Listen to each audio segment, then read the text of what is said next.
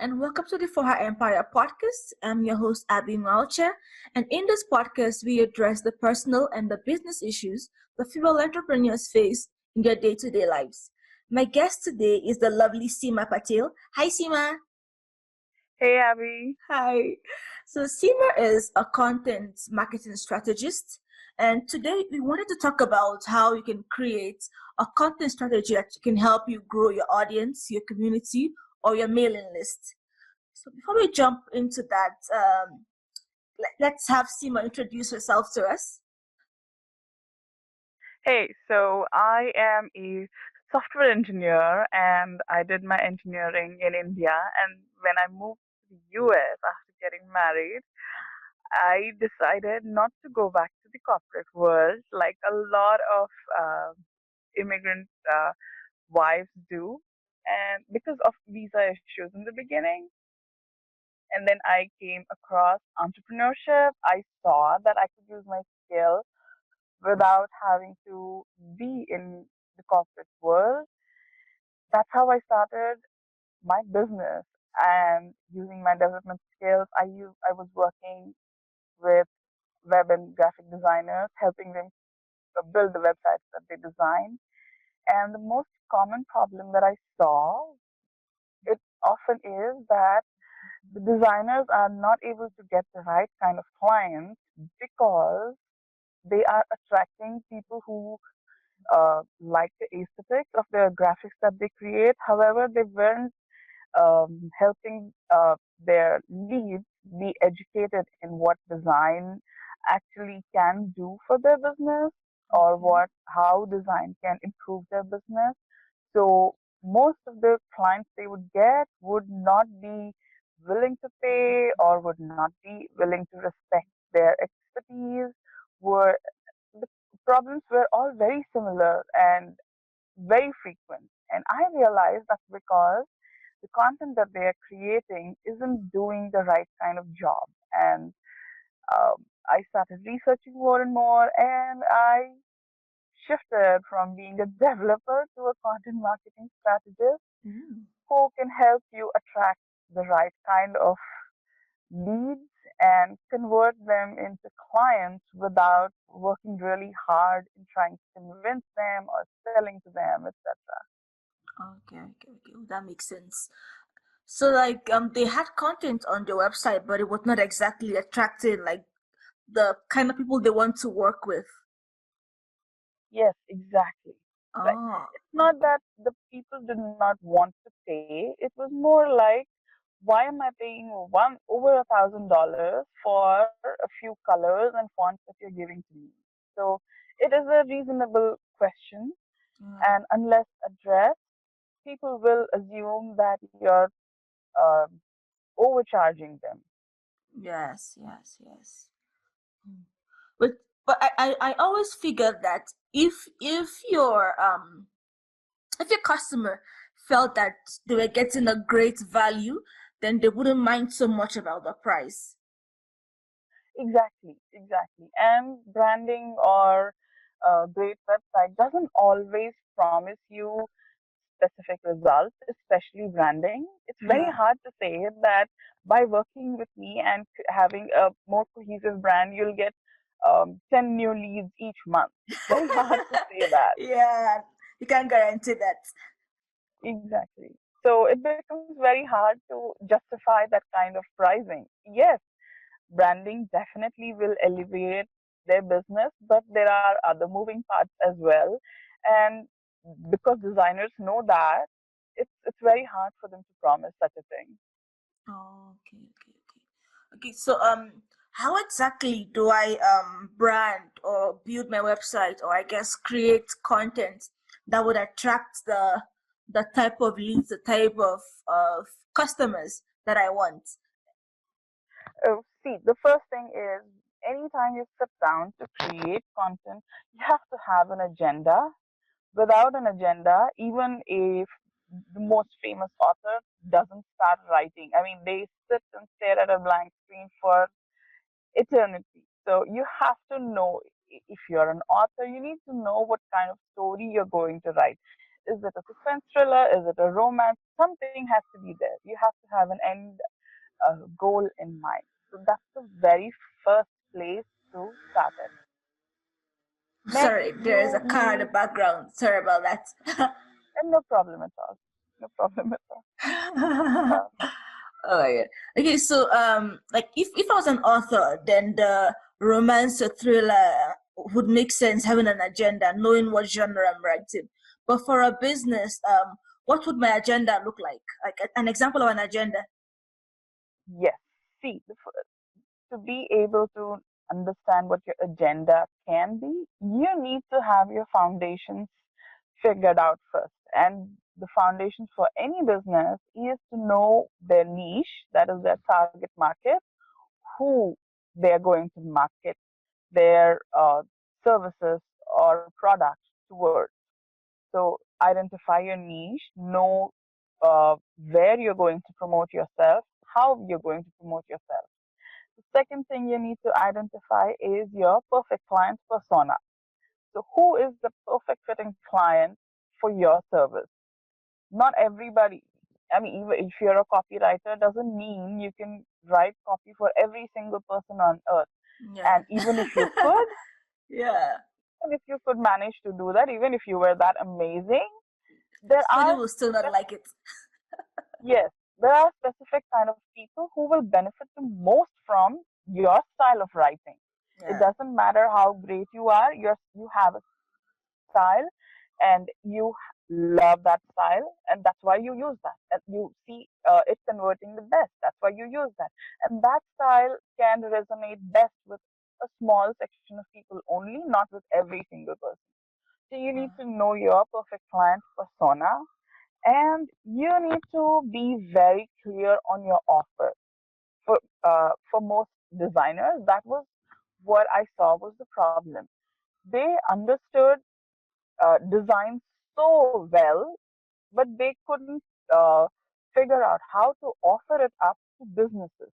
For example, Mhm. if I am a content marketing strategist and I am looking for a shift in my business, like I pivoted from being a developer to a content marketing strategist. So the kind of clients I attract will definitely be less techy and uh, like code versus content marketing is quite a different kind of feel it gives.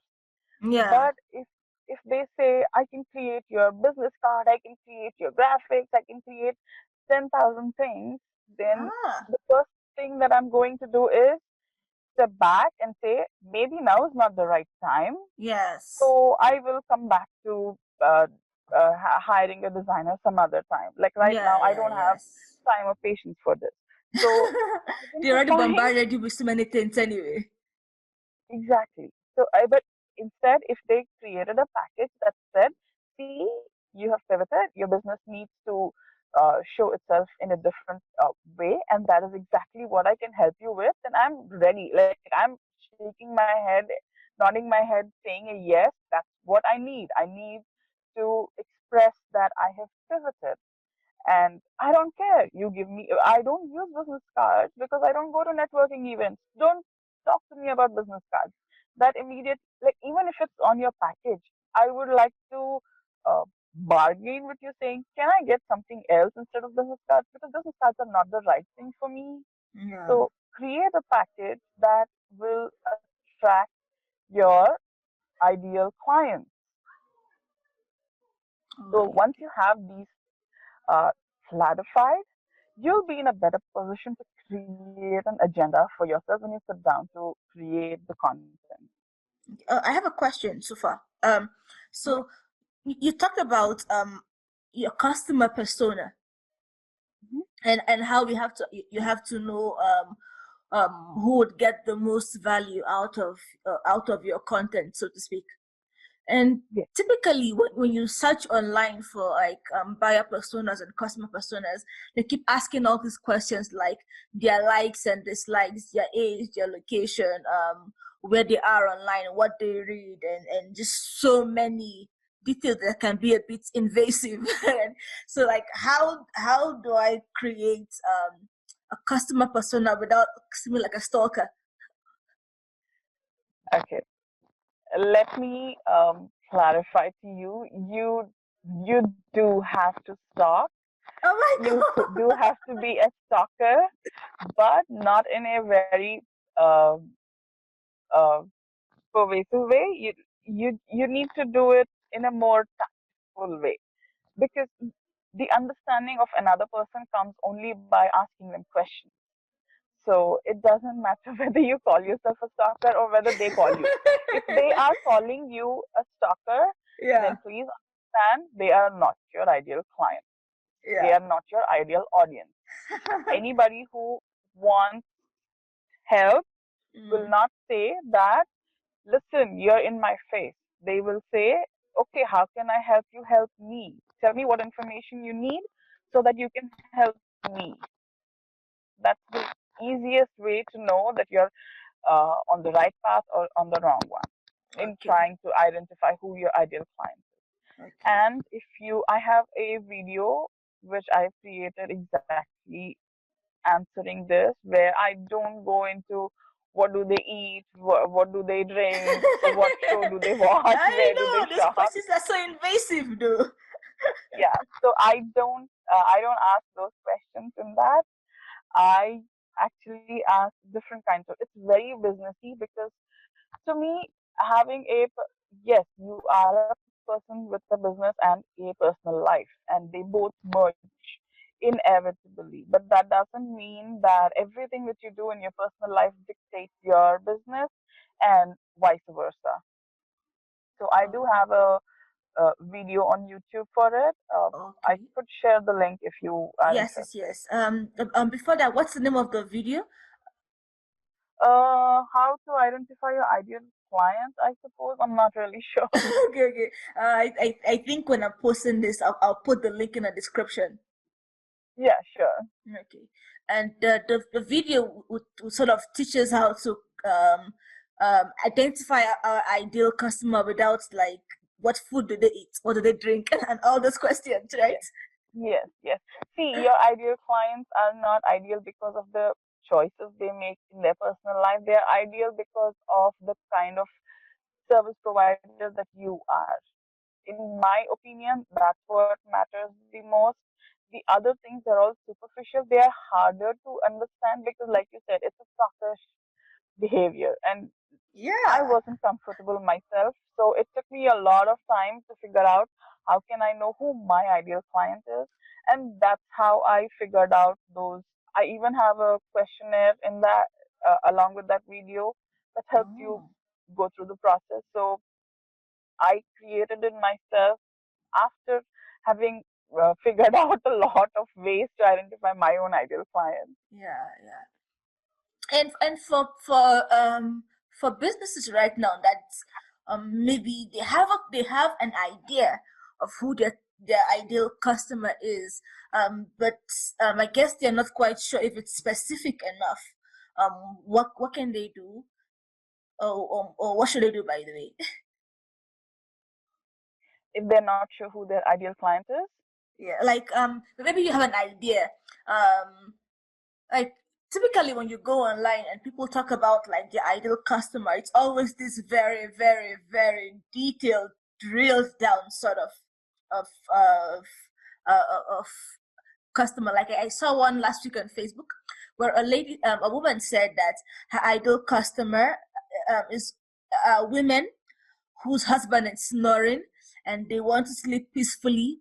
How does she phrase it? Without having to move to a separate room or get a divorce. That was very specific. yes, and that's what helps you create content that will attract that kind of person. When you know your client so well, that's what helps you create the kind of uh, posts or videos or podcasts that will attract the exact specific person, because you know who you can help, you know who your offer serves best. And if you don't express it, they will not be able to, nobody can easily say that you are the right person for me. Like, I was coach shopping, you can say. So I was looking for coaches. The first time around, I didn't know much. I just hired a coach, and After hiring her, she's amazing. There's nothing wrong with her. Yeah. However, her way of coaching and my needs did not match at all. So, in spite of Oh. paying her a lot of money, I realized that this relationship is not going to be 100% beneficial. Like, I did give her a good review because she helped me get me out of my fear of uh, uh, being in front of people.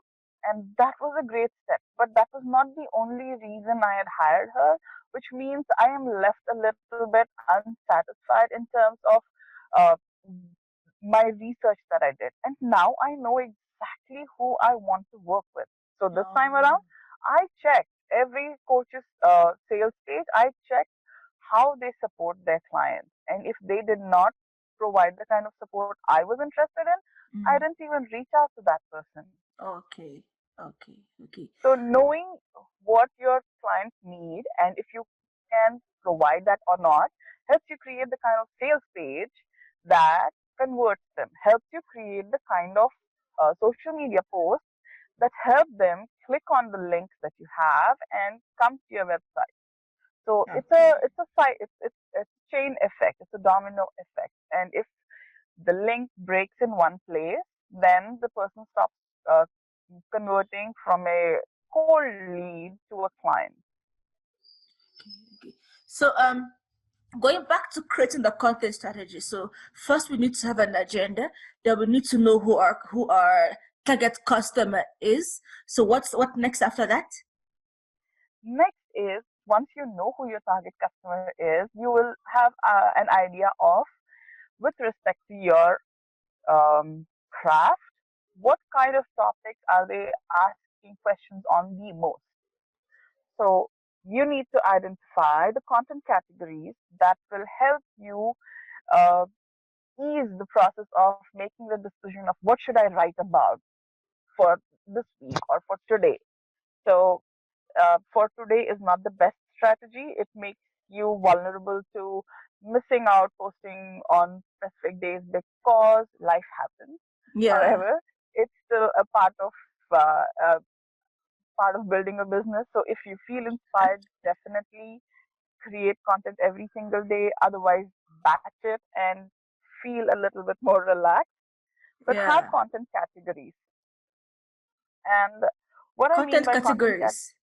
yes, content categories are uh, the bigger content topics which you cover. For example, I Mm-hmm. talk a lot about how to identify your niche, your perfect client persona, your offer. Those are very important when you're trying to create content. Those are super important. So that's one of my content categories. The other content category I have is content strategy. Like, why do you need a strategy? Why can't you just dump content? Because it doesn't work. Really? Exactly. So I talk about it. Like I say, yes, you want to sip and write. Doesn't mean that amazing content will flow out of you. That doesn't happen to anybody without years of practice. So when you don't have that practice, how can you make it easy on yourself using a content strategy?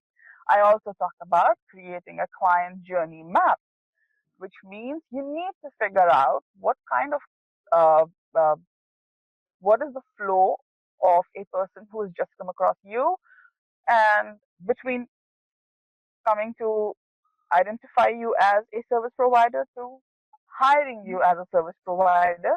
Okay. What are the phases you want them to go through?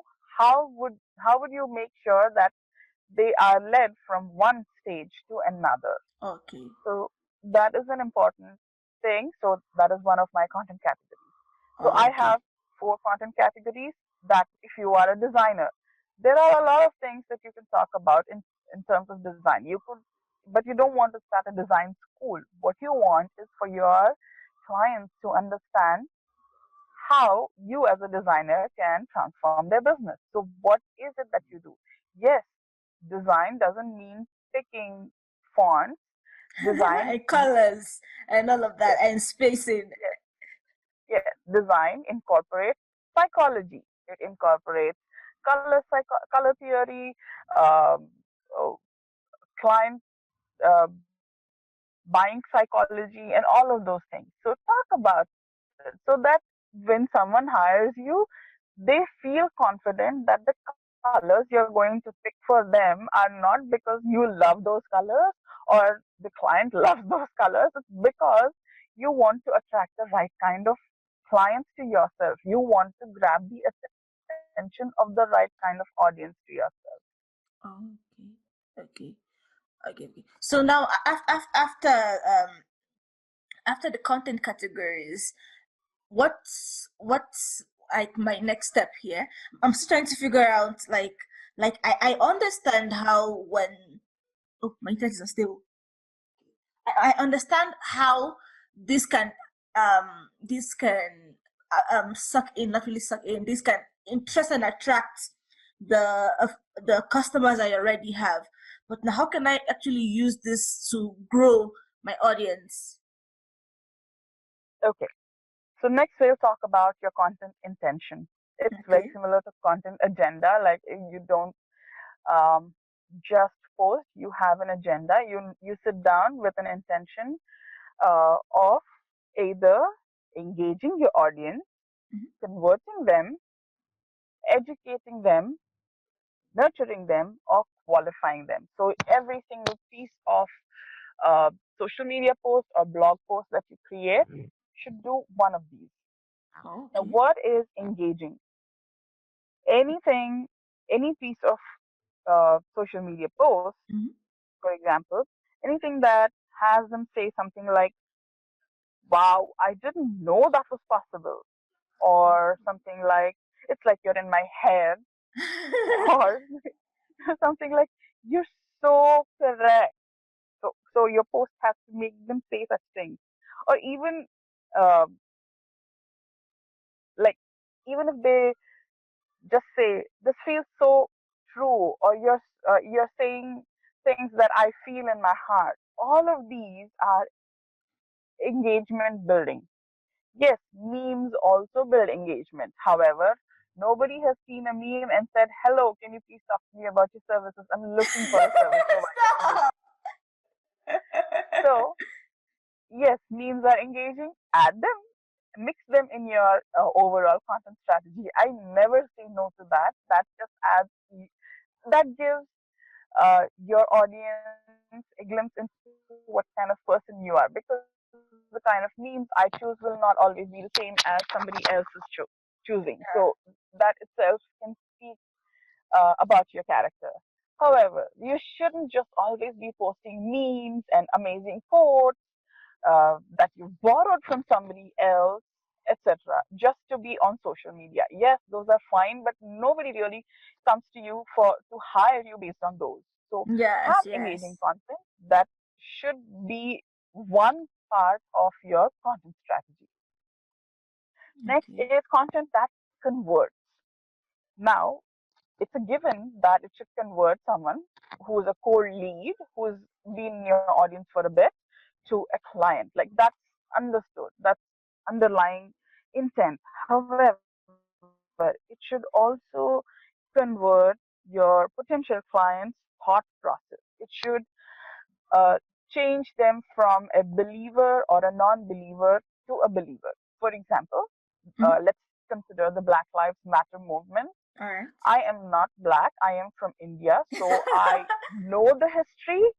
I understand everything. However, it doesn't resonate with me as much. Like, I don't take sides either white or black. Like, I'm not saying what the people opposing Black Lives Matter is right or wrong. I am neutral. I don't want to be a part of it. However, I learned that that's not Uh-huh. the right thing. The problem isn't the skin color, the problem is the way people are being treated because of skin color. And had I Yes. not been uh, uh, reading social media posts, I wouldn't have been a convert into saying I am in support of Black Lives Matter.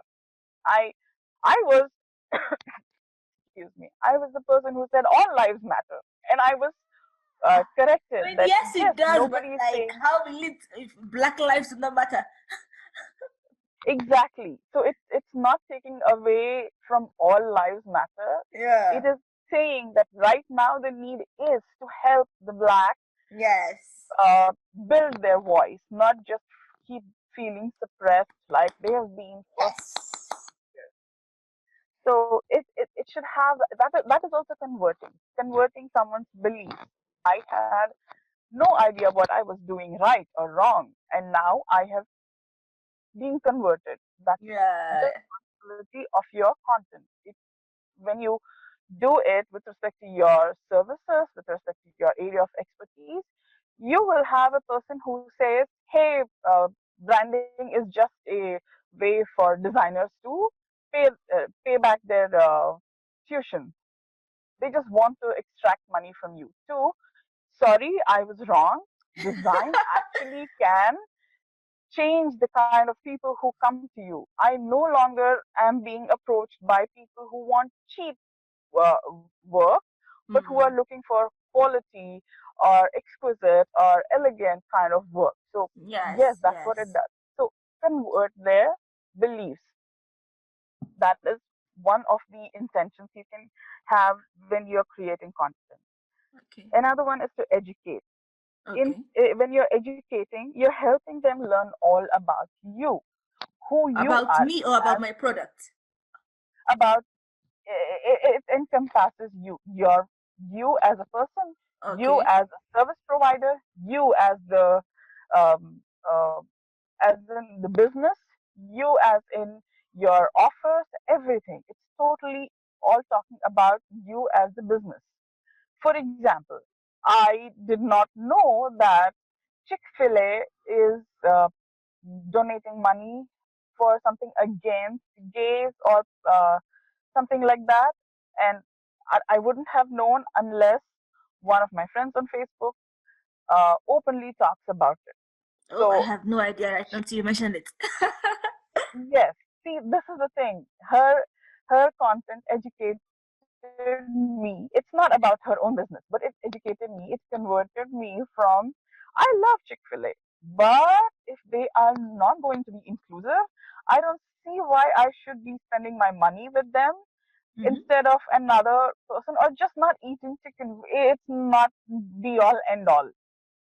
So what kind of business do you want to work with? It's your belief. Mm. Now when Chick-fil-A made that public, people who are not okay with it will not go and give them their money. The same way, if Okay. I find somebody having beliefs totally different from mine, I may not want to work with them just because they have amazing testimonials from other clients. Okay. So the same way, this is like the elimination kind of thing. The same way, if I talk about what I believe in very strongly about, like who I support in terms of where my donations go, or the kind of support that I provide for my community by creating scholarships, uh, special pricing for special kind of businesses, for nonprofits. If I have special pricing, then you get to know what kind of a person I am, and that automatically can attract you towards me, or make you want to give me your money because I donate. How some amount of it goes to a donation, so it makes you feel good. So Okay. that could be one of the reasons. You're Uh, going to talk about how your service helps. That's a big part of creating content.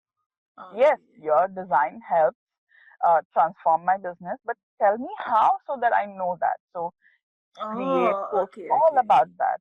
Oh, As a copywriter, why would I hire you? Because you're not me. So tell me how you use my own tone, how you identify my tone, how you use it and create copy that sounds just like me. If you don't tell me, I won't be able to trust that you will do the kind of job that I need. So educate is that kind of content, which is a very big part of your content strategy.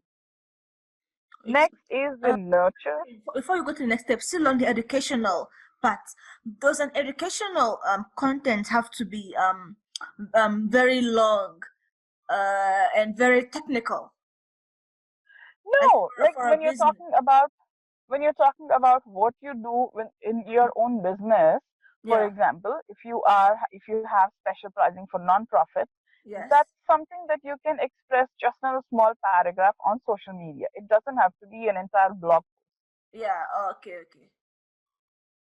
But yes, there are some things, for example, when you're talking about uh, uh, buyer psychology, you can go into a big blog post with probably 2000 or 3000 words. It makes sense. So there's no hard and fast rule as to how big or small it has to be. It depends on what you want that piece of content to do. If you want to help uh, teach something, then of course the more details you provide, the longer it will be.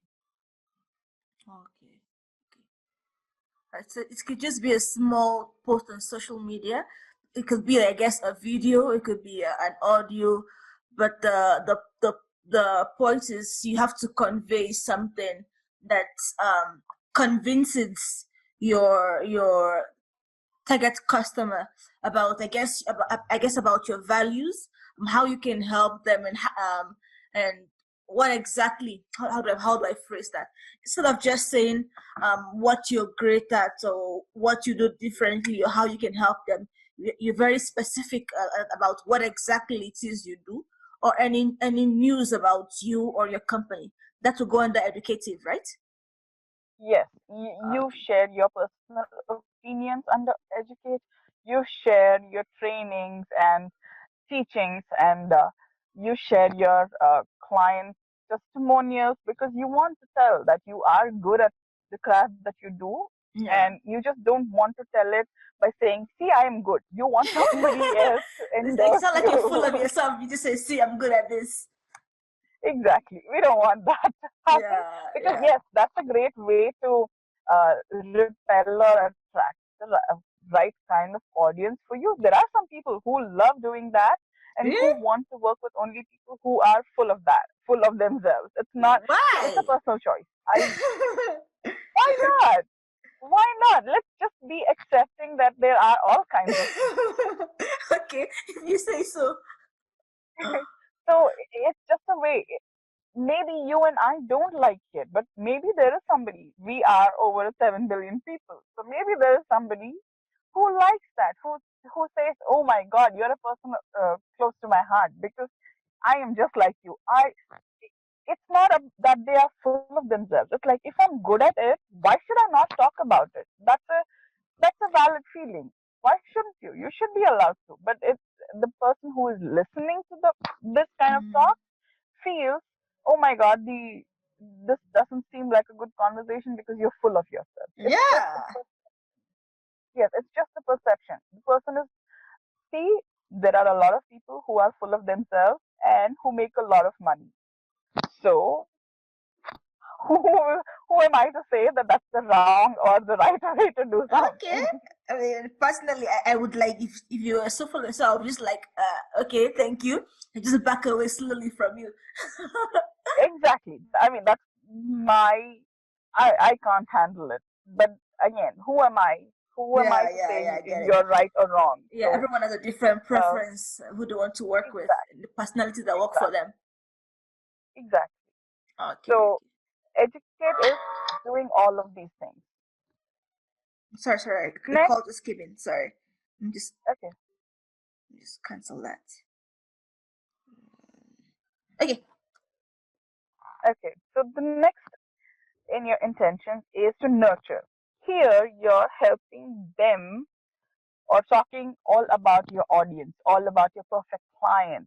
Help them um, learn about themselves, help them feel cared for and accepted, uh, like help them feel like you are truly in service for them, Okay. help them feel understood. It should help them believe that great things are really possible for them, and this pertains to your service. It's not like everything in the world, but this is it. Okay.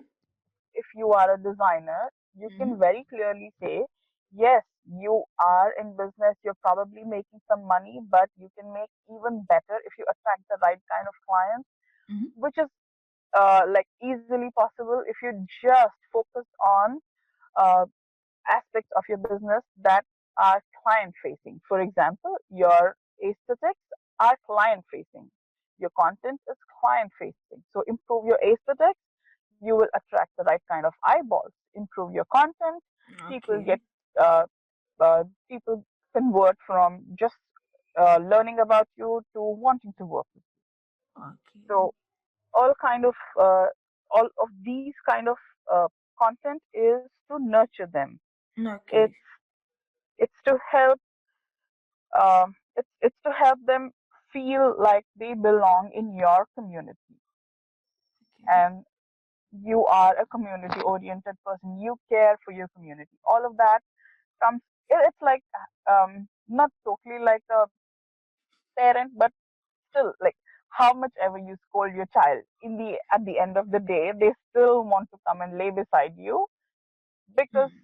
you they still feel the belonging. So it's the same thing. You want that feeling of comfort for your audience when they are Ah, okay, around you. okay, okay. I get it. You you want to build a relationship with them so that you are sort of like the first person on their mind, the one they're more comfortable with, the one they trust the most, the one who they feel has their best interest in mind, like that.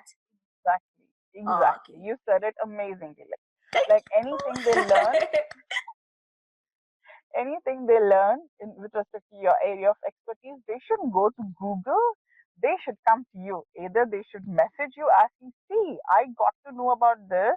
What is your opinion about this?" Or they should go to your website and look through your content to learn about it. Or they should hear it from you for the first time. Like again, Black Lives Matter movement, I wouldn't have learned unless the people I was following talked about it and talked Yeah. about it, uh, saying that they also are unaware, but they are learning, and these are the resources that they are using to learn. And that's how I got introduced. So it Oh, doesn't thank you. matter. It doesn't matter if uh, Google has a lot of resources. I didn't make the effort to go and Google about it myself. Things came into my feed, into my attention because of the people I was following. So be that kind of a leader who helps you grow.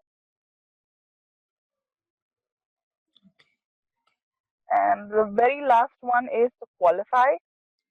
And Qualified.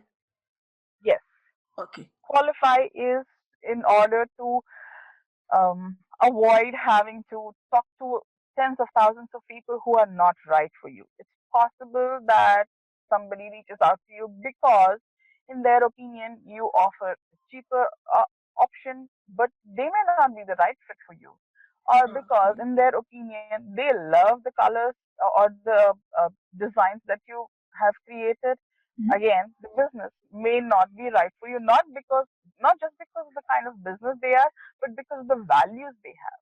So qualify using your content itself. Like, this should help your audience decide if you are the person to help them or not, Okay. just by reading a few posts of yours, or just by listening to a couple of podcast episodes of yours. Um, can I ask a question on that? Yeah, Um, sure. okay, so if the qualifier is meant to make this client or this prospect or this lead know whether or not you're a good fit for each other, I thought at the beginning when you create your customer persona that will automatically qualify them, or the qualifier is still like another stage of that. See, when you create the persona, you're Mm-hmm. not posting on your website saying, "Who I work with is X, Y, Z, and ABC." Oh, okay, okay, However, okay.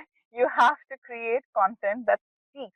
For example, when you're talking about when I am talking about how to create content, it feels like anybody is okay with uh, uh, creating content. So I should be able to help anybody.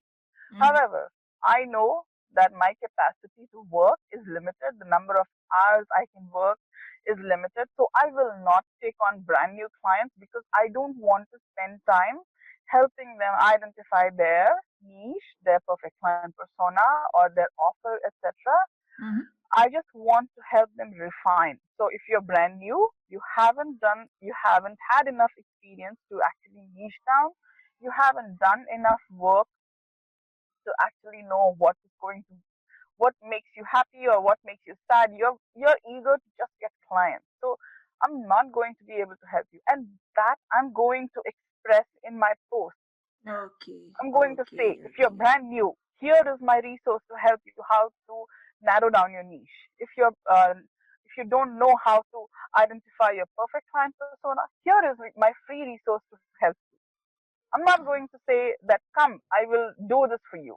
That's that's sending the wrong message. I'm going to say, Okay, okay, here is okay, my free resource.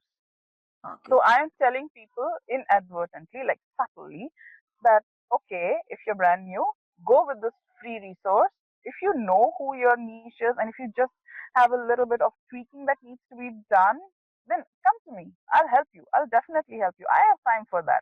But I don't have time to teach you all the basics and do all the work that a brand new business should not niche. That's my standing.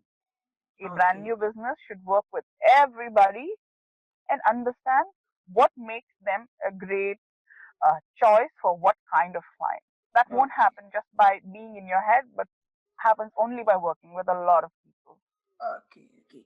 So when you have the customer persona, the content in the qualify stage helps you talk to the people in your target persona without saying it points blank that this is who I want to work with this category, with this characteristics, with this demographic, kind of like that. Um, you will not really talk about demographics when you're talking to your excuse me audience, because Uh, that doesn't make sense in any way. But you ah, will you will talk about the kind of business that they own. You will talk about uh, when you talk about the kind of charities you support, you're automatically qualifying the people who support those charities and disqualify the people who don't support those charities or who don't like support. For example, mm-hmm. Chick-fil-A again supports something against gay. So there are people stepping away from Chick-fil-A just because of that information coming out on social media or in news or whatever. Yeah, Same way, they just uh, repelled people who were customers, but because of the choice that Chick-fil-A made, the customers don't want to be their customers anymore. yeah. That's just one of the ways that what kind of a person you are. For example, if you don't want to work with people who are full of themselves, then you're going to post content where you're going to say things that help these people think, oh, she's not the right fit for me because she doesn't seem to be confident. That's the feeling they will get. It Ah, doesn't matter what feeling they get. What matters is you don't want them I reaching don't out to want you. them. Exactly. So their opinion shouldn't matter to you, isn't it? What should matter is that they don't approach you for your service. Yeah, stay And away from you've me. done a great job. Why they don't see Chick-fil-A may be good. In my opinion, yes, Mhm. you're boycotting Chick-fil-A, the owner who has a ton of money. He doesn't get affected as Yeah, much. he won't feel You anything are, anyway. yes. However, you are affecting the lives of people who are working over there, who are minimum wage people. If Mm, you don't go and buy, I am not okay with the boycott culture because you're not boycotting the actual person who did it. You're boycott that person is kind of very safe.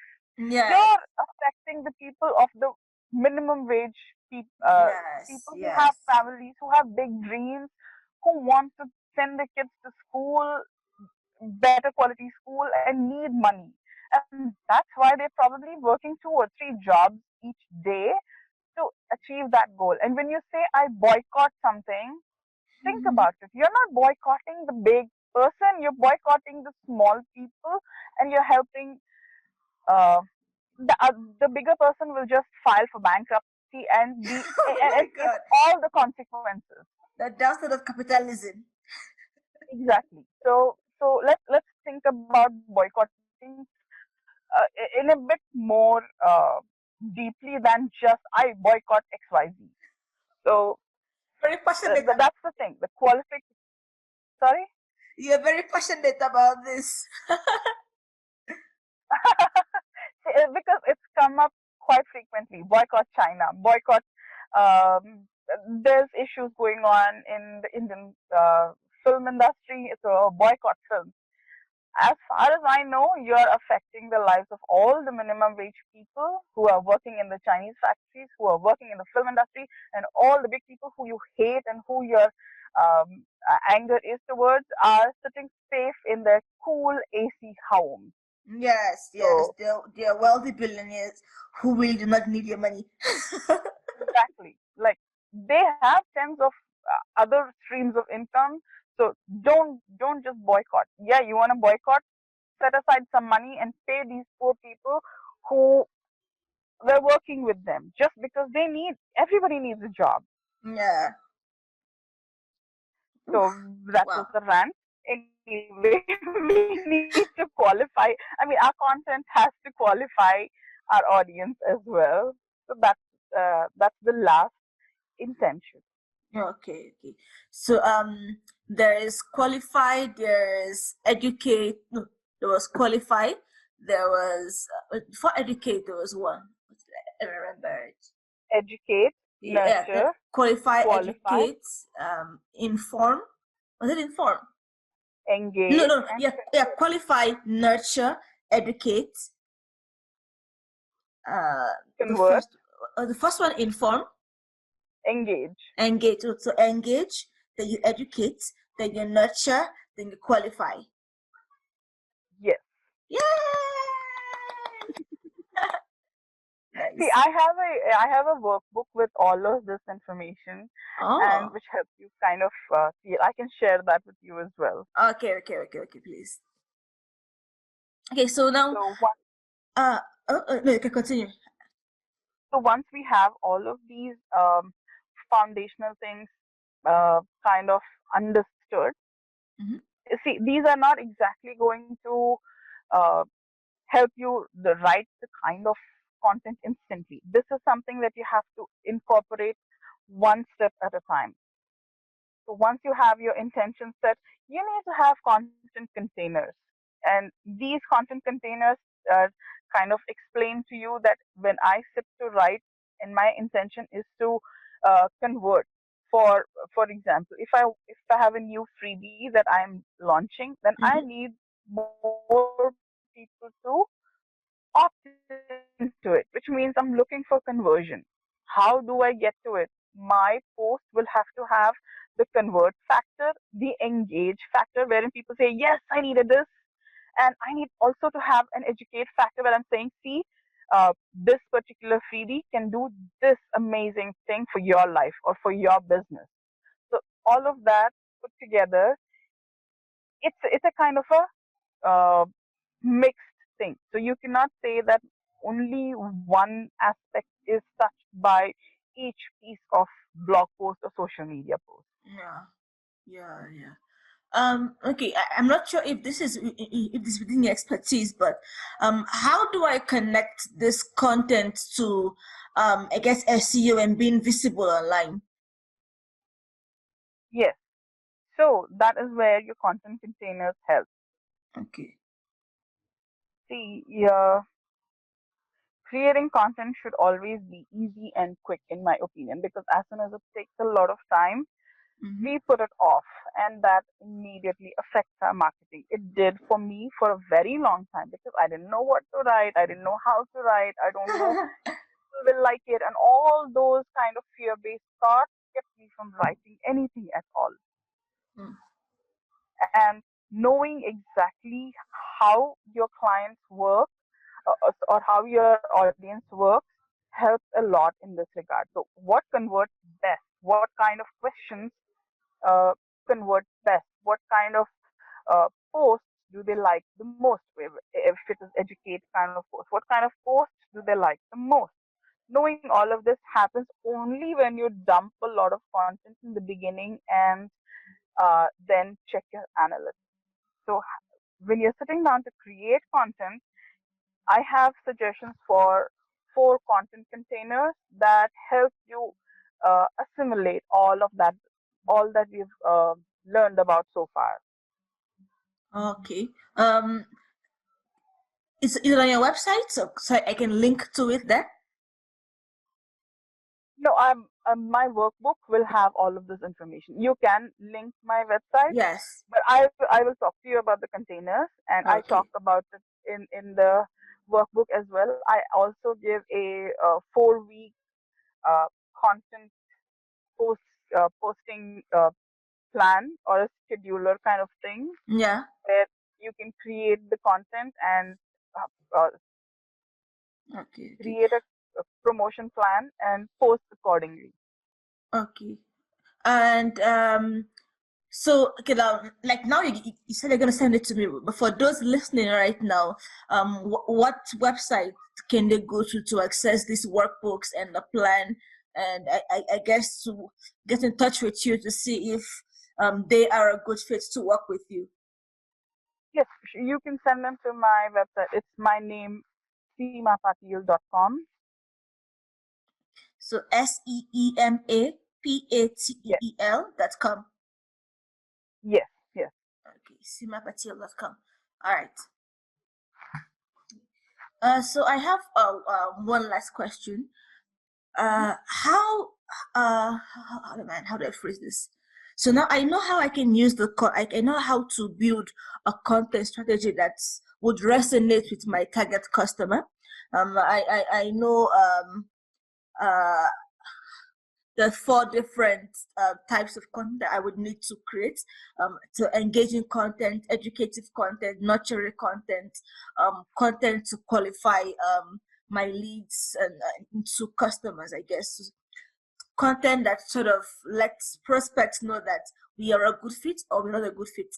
So now, how do I convert this into growing my mailing list? Again, when you are posting content, you have to have. It's not okay. My content containers tell you exactly what kind of So content to post, okay, okay, okay, when to okay. post. So the first So can, yeah. okay, okay. Please go ahead. So to really the content containers, the your content or not content, your video, your workbook, and the YouTube video would really explain this in depth. Yes, yes. I don't have a video yet. That's in pipeline.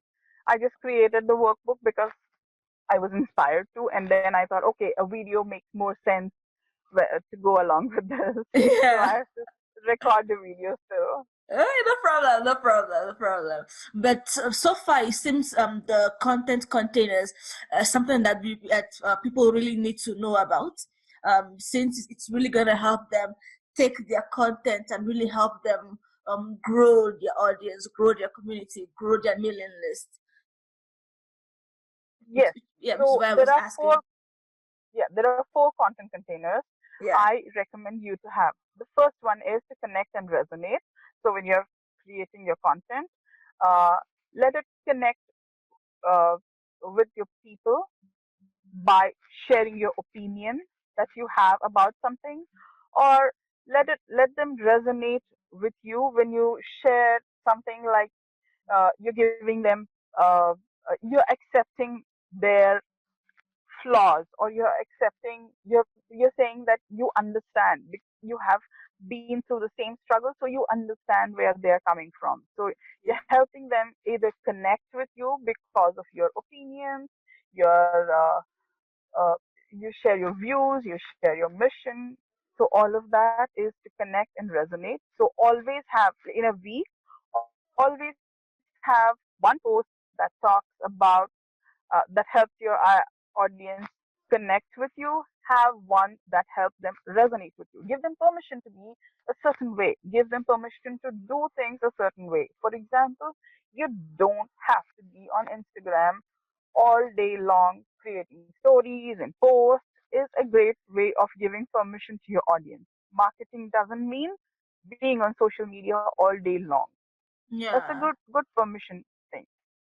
And how to connect, you are telling them that, I struggled with creating content and I didn't find any course being as helpful.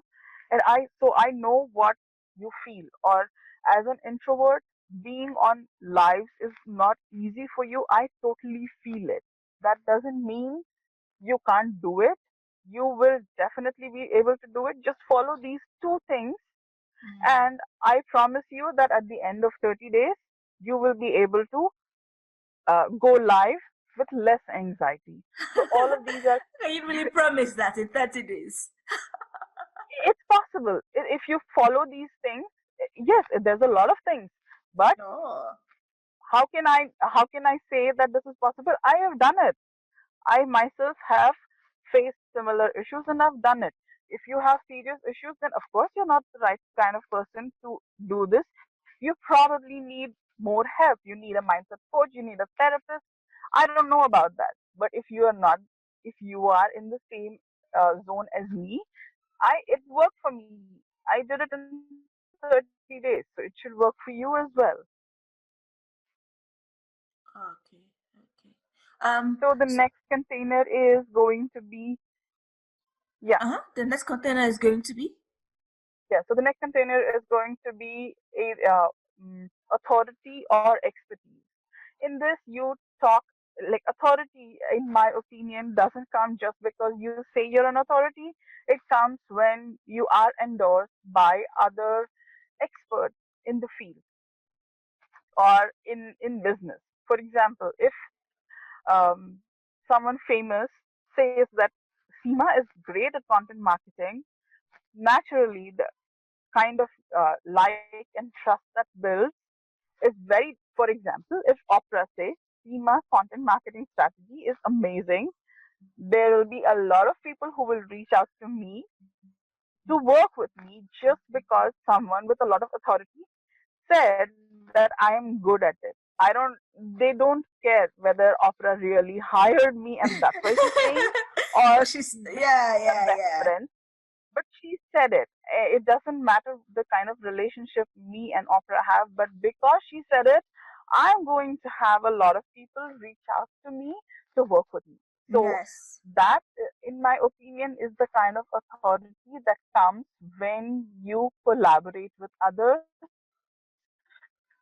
when you are on others' podcasts talking about your Yes, thing, yes. when you are going live in somebody else's group trying to help their audience, you're automatically building authority.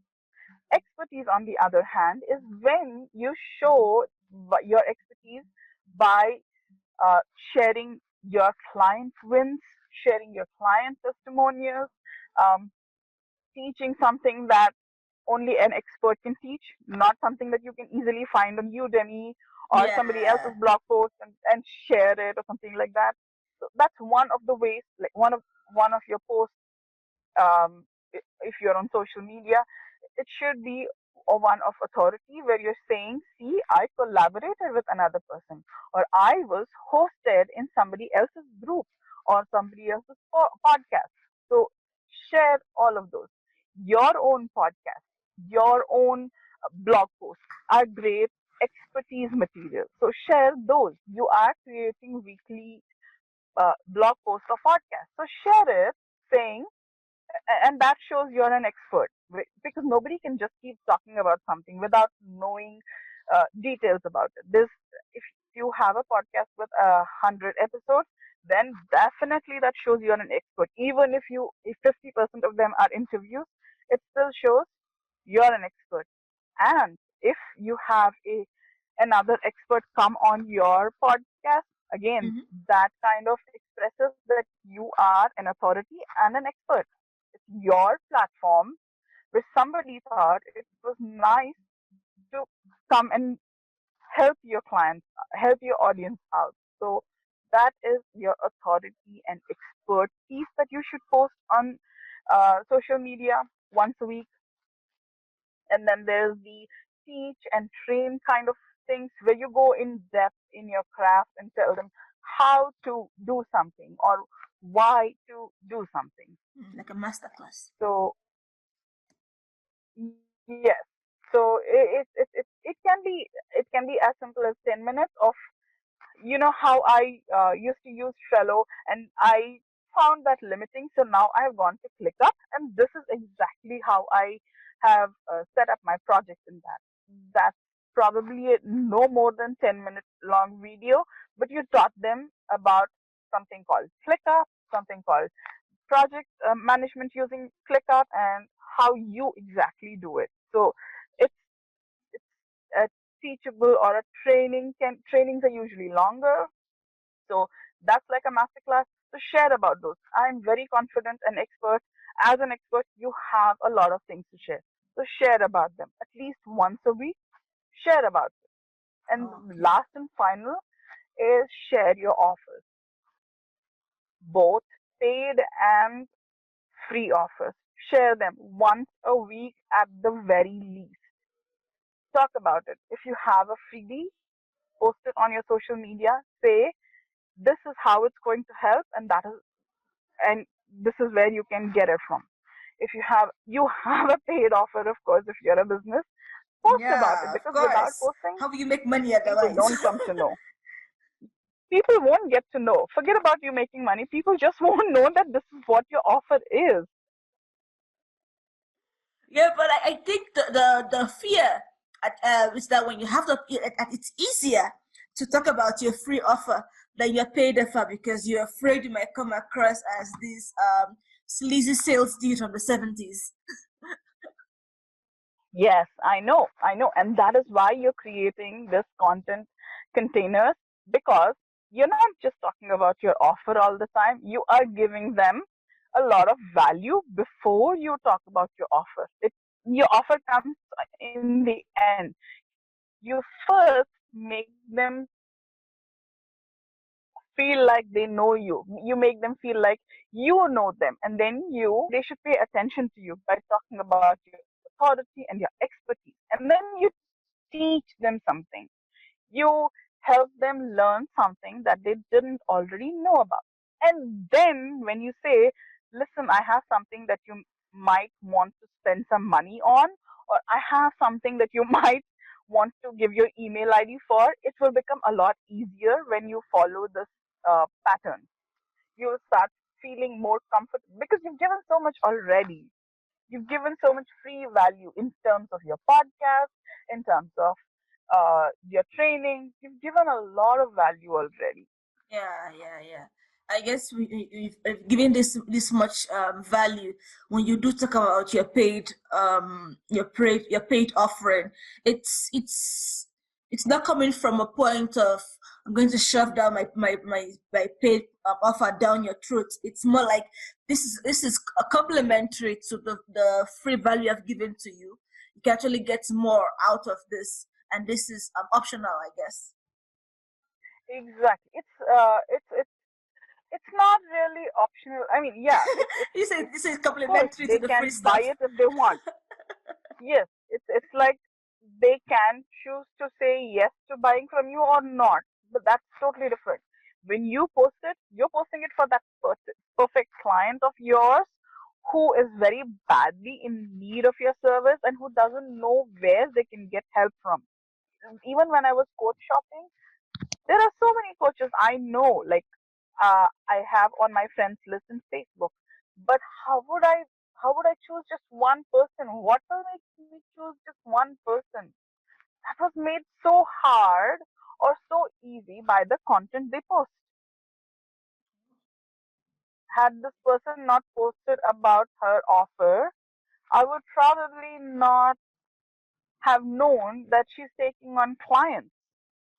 Oh. I get it right now.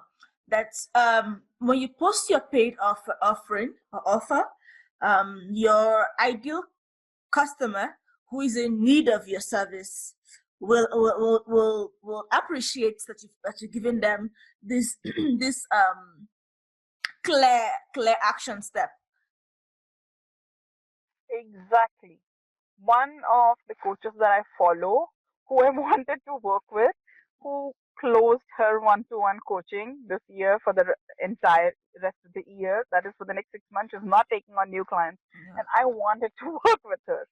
She says, Sorry. I know, it was quite disappointing. I mean, that's when I decided to look for other coaches. I was like, if I don't want to miss out on somebody else who is good. I Yeah. didn't know this was possible, that I wouldn't get to work with the coach that I want to, which means buckle up, Seema, go look for someone who is Yeah, for good and someone who is not going else. to close it. Yeah, Exactly. yeah, So yeah, yeah, yeah. Well, if wow. if you are good at something and you know you can help people and you hide yourself because you're afraid to sell because you think selling is sleazy, think about it. Someone who is very confident at selling but is hopeless at their work is going to grab that person, is going to Yeah. make this person their client. And because of your fear, you let your perfect client be be forced to work with someone who is not good enough. Were you doing something nice to your perfect client, or were you being mean by letting your fear stop you from promoting yourself, stop you from selling to them? And that struck me really, really strongly. That is Yes, so true. yes, yes. I'm good at my craft, and somebody else who's not so good, but their marketing is very good, is getting taking money from the person who should have worked with you, and not even providing the right kind of service. That is such a disservice to your clients, isn't it? Yeah, it is. So that's a great mindset to have when you're thinking about selling and being sleazy. You are doing a service to somebody. You're not saying, give me money at gunpoint. Okay. Okay. Oh, wow, an hour. Okay. So now my question is this: so, are there any misconceptions that you have seen maybe from your clients, or maybe one that you have had about content strategy? First and foremost is I can't promise an end result is a common one that I've seen. Mm-hmm. Yes, you can't promise an end result for everybody, Mm. but when you narrow down your focus on your ideal client, I think you can tell with confidence what is going to work, what is not going to work. It doesn't matter whether you're saying that I can get you to be visible and go on lives at the end of 30 days, because there is a specific reason. If you are someone who needs to stay locked in a room all day long, then definitely this package or this freebie or whatever is not going to work. A paid offer or a free offer. You need a psychiatrist or a psychologist to help you get out of your room. I am only talking to those people. This offer is only good for those people who are okay talking to people one on one. Like the bare minimum is needed is, yeah, you are okay talking to someone else. It's just that the camera scares you a little bit. It's just that not being able to see the other person scares you. So there are specific criteria, and with those criteria, you can always promise a specific result. And it's not that you're always the right fit for everybody. Understanding that makes it easy for you to promise the kind of results. And when you say that I can help you get over your anxiety to go live in 30 days, it is definitely going to attract the kind of people who have tried stuff, who have tried to force themselves into going live, and who need that one small push to help them take the final step. So when you say I can't promise, that's a myth. You can't guarantee, yes, but you can make promises that with my support, this is the outcome you can get. Okay, okay. I think I'm guilty of that as well. I have a friend, a business partner of mine actually, and then like, I always tell her, do not promise to deliver like a specific number of leads. You can promise that yes, I will bring you a range of leads, but I cannot give you like a specific number. You don't have to specify number. Not everywhere is it specificity. See, you cannot promise a specific number of leads, but you Yeah. can promise a certain percentage. If, for example, if you are not getting any traffic to your website at all, don't Mm. you think at the end of 6 months of rigorously working with an SEO expert, you will be able to get the kind of traffic that will help you get one or two people stay on your website? Don't you think 6 months is good enough with an Yeah, expert? that's more than Yes, enough. it will cost money. Exactly. So it will cost you money because you are hiring that kind of a person. It's all in the kind of person that you hire, isn't it? So the promise works only when the setting is right.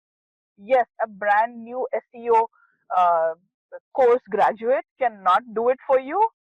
I agree. They are still experimenting. They don't know how to read the data. How can they promise anything to you? But an expert who's done this for at least 100 clients already can guarantee. So do you see the difference between who can guarantee and who cannot? What is the criteria that makes the promise possible? Hmm. Yes, yes. Okay. It's being certain in your expertise, in who you can help, in where they should be when they begin working with you. A brand new website, you can't help, you can't guarantee anything. But a 5-year old website which has been uh, updated regularly with content, Yeah. definitely a specific kind of promise that you can provide. Okay. Okay. That makes sense. Wow. Is there any other tip you want to share? Any advice you want to give? Any questions you wished I had asked that I had not? I have said so much. I'll Yeah. just add that it doesn't come naturally. Like you will get access to my workbook and then you will sit with it. Don't assume that instantly you'll be able to implement it. You have to practice. You have to start thinking in a specific way. You have to have that mindset shift happen, where you are able to think that in this post, this is my goal, like this is my current plan for the next quarter, and this is my goal, and my content has to follow this kind of a strategy. So, but the simplest one, use my content containers, use the 4 week plan that I've given you, and replicate it month after month. Definitely your email list will grow, definitely your audience will grow. Okay. Okay. So for those listening, the link to her workbook and the link to her 4 weeks plan will be in the description. Oh, well, so just look down and you can get the link to it. And she also said that her website is seemapateel.com. That's SEEMAPATEEL.com. All right. Oh, we've had a very long talk. Well, yeah, I know Thank you I for know it's having me here. 8 o'clock at your place right now. Yes, it's 8:20. Yeah. Yeah, 8:20 a.m. Wow, it's 7:20 a.m. here. I know 6:20 a.m. Sorry, my head is a bit faster. Oh my Well, God. okay, so thanks a lot for coming. For teaching us about the importance of having our customer personas and how we don't really need to know like their likes and dislike or be a stalker. Yeah, but we should have a good idea of who would get the most value from our products, from our offering. We should talk about the different I guess journey to engage. Then you educate them, then you nurture, and you qualify. We talked about your content containers as well. Um, Oh, we talked about a lot of stuff today. Whoa, it's a lot to digest. Yes, it feels like a lot, but you'll get Yeah, there. You'll get the hang of it soon. yeah. It was a lot. Like, whoa, that's in my head right now. Thank you for giving me this opportunity to talk to you and your audience. No, thanks. Thanks for staying up at 7 a.m. for this. It was my pleasure, actually. Yeah. Bye. Bye.